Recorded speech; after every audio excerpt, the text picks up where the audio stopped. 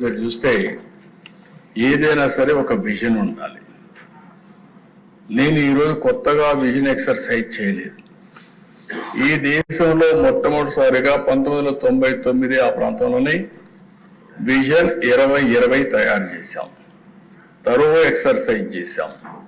అప్పట్లోనే ప్రపంచంలోనే పేరుండే ఒక మేనేజ్మెంట్ కన్సల్టెన్సీకి అప్పచెప్పి విజన్ అంటే ఎట్లుండాలి, ఏ విధంగా నిర్దిష్టమైన లక్ష్యాలను పెట్టుకోవాలి, ఏ విధంగా ముందుకు పోవాలి, 20 ఏళ్ల తర్వాత ఈ రాష్ట్రం ఎట్లుంటుంది, దానికి ప్రతి 5 సంవత్సరాలకు ఒకసారి బ్యాక్వర్డ్ ఇంటిగ్రేషన్ కింద ఏ విధంగా పనిచేయాలి, మళ్ళీ 5 ఏళ్లకు ఒక్కసారి ఎవ్రీ ఇయర్ బడ్జెట్ పెట్టుకుంటాం, బడ్జెట్ ప్రాధాన్యతలు ఎట్లుండాలి, పాలసీలు ఏ విధంగా ఉండాలి, ఇవన్నీ వర్కౌట్ చేసి ఆ రోజు విజన్ 2020 ఇస్తే చాలా మంది ఆ రోజు కూడా 95లో నేను ముఖ్యమంత్రి అయినప్పుడు డబ్బులు లేవు, 3 నెలలు జీతాలు ఇవ్వలేదు.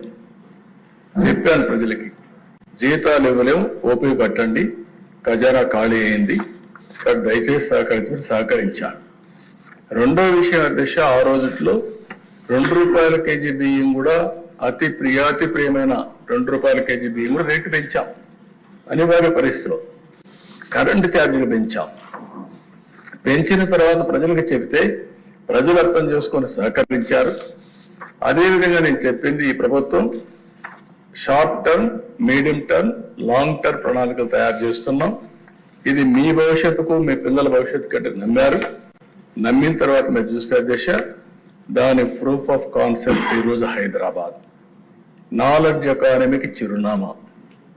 ఎవరు వచ్చినా కూడా, ఎవరు ఏ ప్రభుత్వం వచ్చినా ఆటో పైలట్ లో పనులయ్యే పరిస్థితి వచ్చాయంటే అలాంటి ఎకో సిస్టమ్ క్రియేట్ అయింది. ఈ రోజు నేను ప్రవేశపెట్టే స్వర్ణాంధ్ర 2047 కూడా ఈ రోజే కాదు, దీన్ని కరెక్ట్ అయిన ఫౌండేషన్ మనం వేసుకోగలిగితే తర్వాత ఎవరొచ్చినా ఎవరైనా సరే ఇర్రివర్సిబుల్ గా ముందుకు పోయే విధంగా ఈ రోజు ఫౌండేషన్ వేస్తున్నామని చెప్పి కూడా నేను మీకు తెలియజేస్తున్నాను. అయితే